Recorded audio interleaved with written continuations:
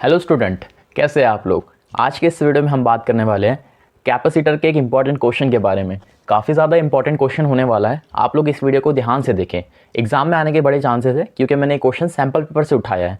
Question क्या बोलता है, obtain the equivalent capacitance of the network in figure. तो सबसे पहले तो ये बोल दिया है कि ये जो कैपेसिटर हमको सीरीज़ या पैरेलल कॉम्बिनेशन अरेंजमेंट में दिख रहे हैं, इनका हमको इक्विवेलेंट कैपेसिटेंस पता करके देना है, पहली बात। दूसरी बात क्या बोलता है, determine the charge end voltage across each capacitor. ये वाले क्वेश्चन सॉल्व करने में हमको मज़ा आएगी कि हर वाले कैपेसिटर के अराउंड हमको वोल्टेज निकालना है और कितना चार्ज एक कैपेसिटर खा रहा है। तो हम लोग बिना किसी देरी के ये क्वेश्चन सॉल्व करते हैं। तो सबसे पहले कैपेसिटेंस इक्विवेलेंट निकालते हैं, जो कि 300 वोल्ट की जो बैटरी है उसके अराउंड हमको निकालना है। तो सिंपल, पहले ये दो जो रजिस्टर है हमको सीरीज़ में दिख रहे हैं, यानी ये डायरेक्ट ऐड नहीं होंगे। 1/200 प्लस 1/200 ये वाली टेक्निक से ऐड होने वाले हैं 1/C1, 1/C बोल देते थे हम लोग। जब हम C2 एंड C3 को अरेंज करेंगे यानी सॉल्व करेंगे, तो हमारे पास इन दोनों का जो इक्विवेलेंट है वो बन जाएगा 2/200 इज इक्वल टू 1/C, और ये हो जाएगा 100 माइक्रो पिकोफैरेड। तो मैं अच्छे से लिखता हूँ इसको, बढ़िया से लिखो सर। जब हम C2 और C3 को सॉल्व करेंगे तो हमारे पास इन दोनों को जो कॉम्बिनेशन है वो आ जाएगा 100 पिकोफैरेड। कैसे आया एक बार फिर से मैं बता देता हूँ कि 1/C2 प्लस 1/C3 हम करेंगे क्योंकि सीरीज़ में लगे, इसको मैं CX नाम देता हूँ, है ना। 1/CX, फिर इसको हम लोग 1/CX इज इक्वल टू लिख रहे होंगे क्योंकि ये 1/C2 की वैल्यू 200 है, इसकी वैल्यू 200 है, तो ये 2/200, ये 1/100। तो यहाँ से C इक्विवेलेंट हमारे पास 100 आ चुका है। C2 और C3 को इसको हम CX बोल दिया मैंने अभी, ठीक। अब ये जो CX है और C1 और ये C4, ये तीनों भी एक दूसरे के पैरेलल में, यानी C1 C4 और जो मैंने CX सॉल्व किया, ये तीनों एक दूसरे के पैरेलल में, यानी ये एडअप हो जाएंगे। एडअप होने का मतलब है ऊपर वाला 100 ये, नीचे वाला 100 ये, और फिर ये लास्ट वाला 100 ये। तो ये हो गए हमारे 300 पिकोफैरेड। थोड़ी सी गड़बड़ी हुई क्या? क्योंकि ये वाला जो बैटरी है यहाँ लगी हुई है, तो पहले मुझे इन दोनों को सॉल्व करना पड़ेगा और इन दोनों के अरेंजमेंट में ये वाला सीरीज़ में होगा। देखो एक बार ध्यान से, मैं जो गलती कर रहा था यहाँ पे आपको बताता हूँ गलती क्या हो रही है। आप भी एग्ज़ाम में ये गलती कर सकते हैं, इसलिए आप लोग इस गलती से बचें।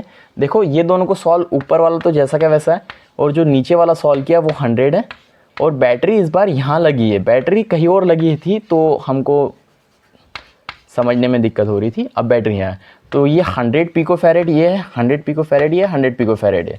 ध्यान से देखो, ये तो आपस में पैरेलल में, इसमें कोई भी दोहराया नहीं है। मैं इसको पैरेलल में सॉल्व करके ये लिख दिया मैंने, ये वाला पैरेलल में चले गया, और ये एक कैपेसिटर जैसे का वैसा, और ये बैटरी। तो इन दोनों को सॉल्व करके क्या आने वाला है, 50 कैसे, ये दोनों पैरेलल में हो तो डायरेक्ट एडअप हो जाएंगे। 100 प्लस 100 दैट इज़ 200। तो ये ऊपर 200 और नीचे ये 100। अब ये देखो, ये दोनों आपस में ना सीरीज़ में कनेक्टेड है, ये दोनों आपस में सीरीज़ में कनेक्टेड है। कैसे सर? यहाँ पे बैटरी लगी है ना, बैटरी ये 300 वोल्ट की बैटरी यहाँ लगी हुई है, तो ये दोनों अभी एक दूसरे के सीरीज़ में। पहले हम इसको मान लिए थे कि ये तीनों भी पैरेलल में, पर ये गलती हमसे हो गई थी, अब नहीं हो रही है। चलो इसको हटाता हूँ मैं।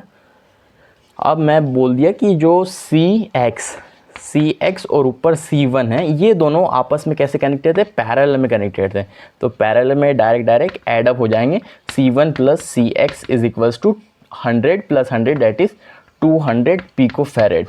और ये अब C4 बचा हमारा, इसको मैं नाम दे दिया कि CY मैंने इसको नाम दे दिया। ऐसे ही हम लोग आगे बढ़ते हैं, इसको सीरीज़ में उसके साथ कनेक्ट हो जाएगा, तो ये बन जाएगा हमारा, मैंने CY नाम दिया ना, तो जो CY है, CY यानी ऊपर वाला, और नीचे जो है C4, ये आपस में सीरीज़ में कनेक्टेड है। तो सीरीज़ में कैसे हो जाएंगे, 1/C इक्विवेलेंट, इसको CZ नाम देंगे, 1/CX प्लस 1/C, इसका नाम क्या था, CY, ये CY। 1/CX की वैल्यू, CX क्यों, C4 है ये, Y और 4 को सॉल्व करना है हमको, 4 और Y को। तो 1/C इक्विवेलेंट हम लोग निकालेंगे, इसका नाम मैं CZ दे देता हूँ। जो सारे का जो इक्विवेलेंट आ रहा है उसका नाम CZ दे दिया। 1/C4, C4 की वैल्यू कितनी है, 100 है, और सी वाई की वैल्यू, जो कि सी वाई की वैल्यू हमने ये निकाले, ये है 200। ये अब हमको ये सॉल्व करना है 1/CZ। 200 उधर चले जाएगा, प्लस 100 इधर आ जाएगा, और नीचे इन दोनों का एलसीएम मल्टीप्लिकेशन ले लेंगे हम, तो हमारे पास चले जाएगा 2 4 बार 0। ठीक, तो यहाँ से CZ की वैल्यू आने वाली है 300 डिवाइड बाय 2 0 को तो अभी कैंसिल आउट कर देंगे, 2 0 होंगे, ये आ गया 3 डिवाइड बाय 200। उल्टा कर देंगे तो CZ की वैल्यू यहाँ से, CZ की value 200 divide by 3 picofarad.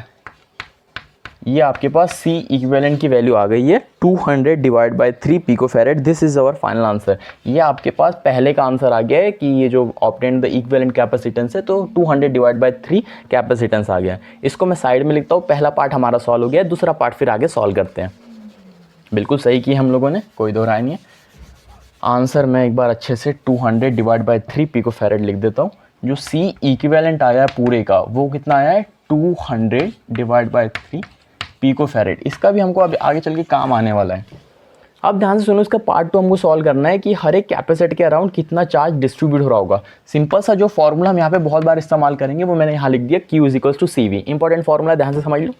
C equivalent इतना है इसका, यानी मैं देखो बोलना क्या चाह रहा हूँ कि एक कैपेसिटर यहाँ लगा है जिसका C इक्विवेलेंट कितना है 200 डिवाइड बाय 3 पिकोफैरेड।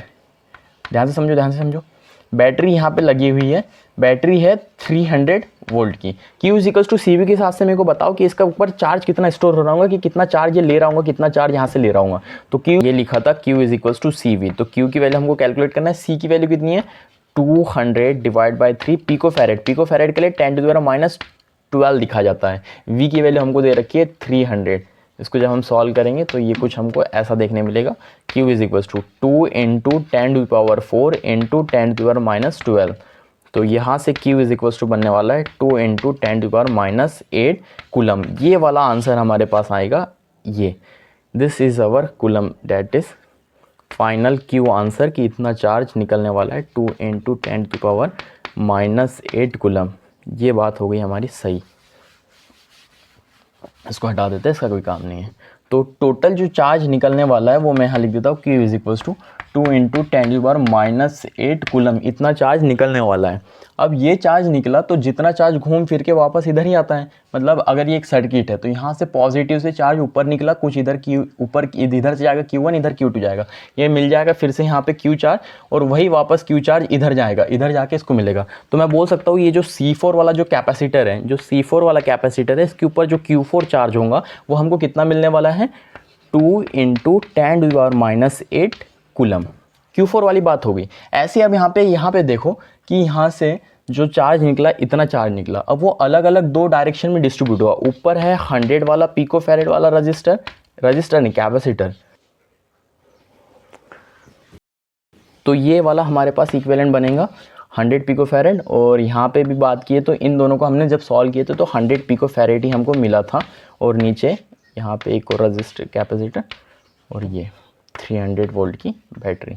यहाँ से Q चार्ज निकला, अब वो Q1 इधर जाएगा और Q2 इधर जाएगा, अलग अलग जगह डिस्ट्रीब्यूट हो जाएगा। अब हमको ये Q1 और Q2 निकालना है चार्ज। तो देखो दोनों कैपेसिटर इक्वल है, 100 पिकोफैरेड 100 पिकोफैरेड, तो इक्वल चार्ज डिस्ट्रीब्यूट होगा। यहाँ से चार्ज कितना निकला था 2 × 10⁻8 निकला था। तो अब हम यहाँ बोल सकते हैं ऊपर वाला था C1, तो C1 वाला जो कैपेसिटर है इस पर Q1 चार्ज जा रहा होगा, इसका आधा जा रहा होगा, आधा इधर जाएगा आधा इधर जाएगा, तो 1 × 10⁻8 कूलम ये बन जाएगा। और नीचे वाले की बात करें तो नीचे वाले में तो दो है, क्योंकि C1 और C3, C2 और C3 दोनों मिलके जुड़े हैं यहाँ पे। तो मैं इसको यहाँ पे हटा के एक ये और एक ये ऐसा बताता हूँ, ये हमारा C2 है और ये C3 है, पिकोफैरेड में ये दोनों भी। तो जो C1 है यहाँ से इसके Q2 चार्ज कितना मिला इसे 1 × 10⁻8। तो पता है ये दोनों सीरीज़ में लगे हैं, सीरीज़ में चार्ज इक्वल डिस्ट्रीब्यूट होता है, तो जितना इसको मिलेगा उतना ही इसको मिलेगा। तो ऐसे ही मैं C2 की बात करूँ तो इसको Q2 चार्ज मिल रहा होगा, जो इतना यहाँ से निकला 1 ×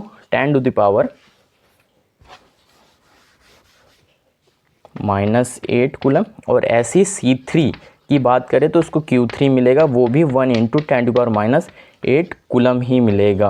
ये हमने चार्ज की बात कर ली है। चार्ज आ गया, अब हमको वोल्टेज भी पता करना है, क्योंकि चार्ज पता करना है और उसके साथ में वोल्टेज भी पता करने के लिए बोला है।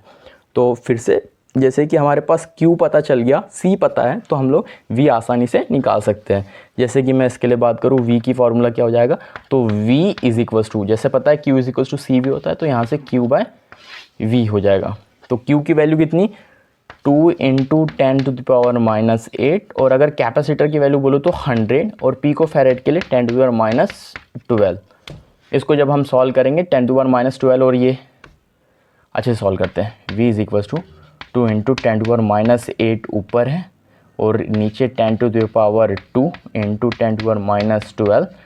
V is equals to 2 × 10⁻8 divide by, ये हो जाएगा आपस में सॉल्व करके 10⁻10, ये ऊपर जाएगा और ऊपर जाके ये पॉजिटिव हो जाएगा, तो ये V is equals to 2 × 10⁻2 voltage. तो V इज इक्वल्स टू आ गया 200 वोल्ट। ये वाली बात किसकी हुई, V4 की बात हुई। तो जो V4 वाला है, मतलब जो कैपेसिटर 4 है, वो 200 वोल्ट का वोल्टेज खाने वाला है, ड्रॉप करने वाला है उसके अराउंड।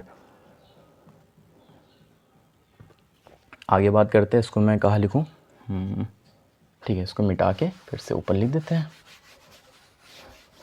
तो मैंने बोला कि जो V4 होने वाला है, V4 की वैल्यू आएंगी 200 वोल्ट। ऐसे अब मैं Q1 की बात करता हूँ। Q1 निकालने के लिए V1, अच्छा Q1 दे रखा है कि V1 is equals to Q1 divide by C1।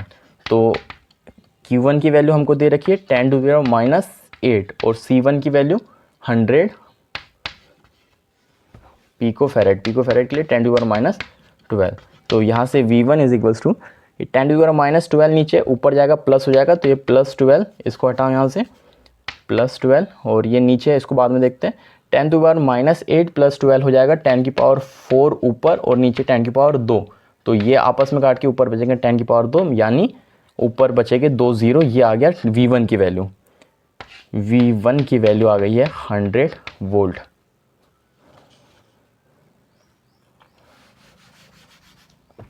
अब हम लोग निकालते हैं V2 की वैल्यू और V3 की वैल्यू।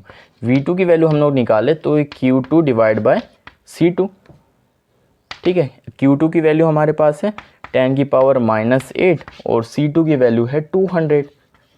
यहाँ थोड़ा सा कैलकुलेशन टफ जाएगा, मतलब अच्छा जाएगा, इंटू 10⁻12।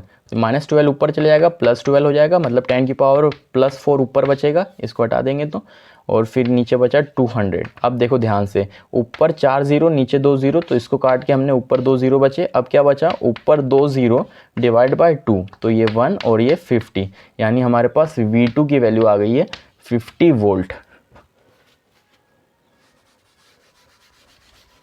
50 वोल्ट का यहाँ पे ड्रॉप होगा। V2 आ गया है। V3 हम चाहे तो गैस कर सकते हैं कि जितना वोल्ट इसके ड्रॉप होगा उतना इसके भी होगा, क्योंकि ये दोनों ऐसा नहीं सीरीज में लगे, इसलिए नहीं, इक्वल पोटेंशियल के, तो जितना ये ड्रॉप कर रहा हूँ उतना ही वो, क्योंकि चार्ज भी इक्वल है। मैं आपको कैलकुलेट करके बताता हूँ, Q3 divide by C3। Q3 की वैल्यू अगर मैं बोलूँ तो Q3 की वैल्यू है 10⁻8 और C3 की वैल्यू हमारे पास है 200 पिको फैरेड के लिए 10⁻12। इसको जब हम सॉल्व करेंगे तो हमारे पास 50 वोल्ट आंसर आ जाएगा। तो ये V3 का आंसर आ गया, ये V2 का आंसर है, ये V1 है और ये V4 है, और ये हमारे पास Q4 है। कितने सारे आंसर निकले, इतना सारा फाइनल आंसर आपको लिखना पड़ेगा। अब JEE मेंस में कोई एक पर्टिकुलर वैल्यू पूछ लेगा, और अगर CBSE वगैरह या कोई स्टेट बोर्ड वाली सिलेबस है तो उसके अंदर आपको ये पूरा क्वेश्चन पूछ सकता है 5 नंबर के लिए। अच्छा इंपॉर्टेंट क्वेश्चन था, मैंने आपको टिप्स एंड टेक्निक सब बताया उसके अंदर। अगर आपको ये वीडियो अच्छा लगा हो, वैसे आंसर मैंने सारा सब बता दिए, सारा क्लियर है। अगर आपको ये वीडियो अच्छा लगा तो आप इस वीडियो को लाइक कर दें, कमेंट करके बताएं कि आपको कैसा लगा है, और अगर सब्सक्राइब नहीं किए तो चैनल को सब्सक्राइब कर दें। आज के लिए इतना ही, मिलते हैं हम किसी और नेक्स्ट वीडियो में, तब तक के लिए बाय।